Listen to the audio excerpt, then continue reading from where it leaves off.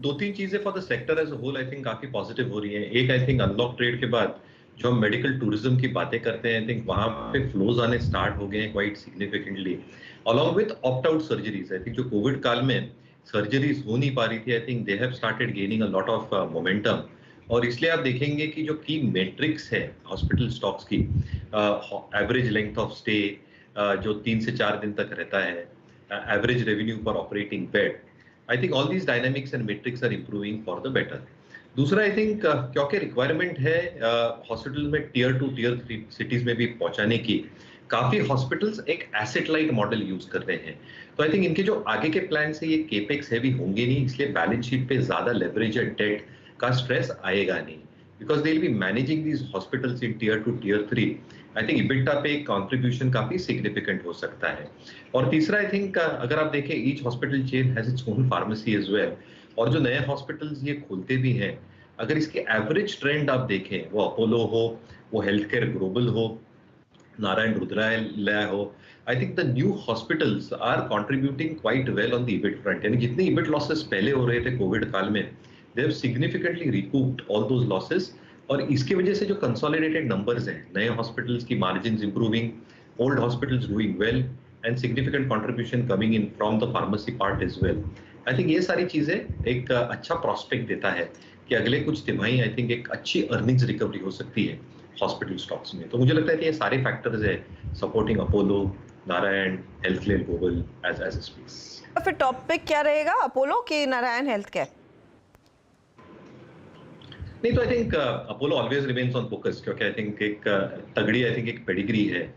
Management commentary अगर आप सुने हर्षदा जी, तो जो एक डेट डीलेवरेजिंग पोर्शन है वो अच्छा खासा कर रहे हैं, pledge component is coming down. और इसलिए आई थिंक अगर लीडर्स के साथ रहना है तो obviously Apollo hospital stage on the radar.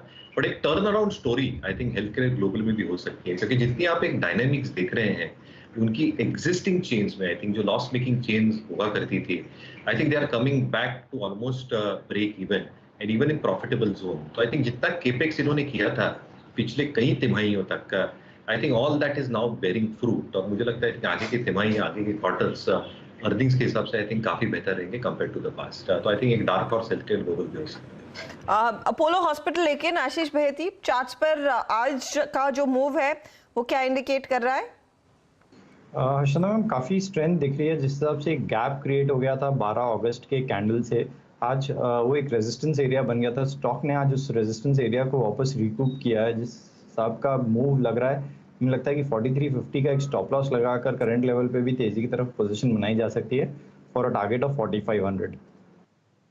4500 की तैयारी, यानी कि आसानी से यहाँ से करीब 100 पॉइंट का मूव आता हुआ दिखाई दे सकता है इस पर्टिकुलर ट्रेड में। ये बात हो रही है अपोलो हॉस्पिटल्स की। एक दो ट्रेड्स लेते हैं, फिर आशीष बहेती से पूछेंगे कि इनका सस्ता ऑप्शन क्या है। गाबा साहब, in the meanwhile banking counters में एक तो पंजाब नेशनल बैंक का, क्योंकि एक स्टेडी परफॉर्मर है आज के दिन, 3.5% का उछाल इसमें बनता दिखाई दिया है।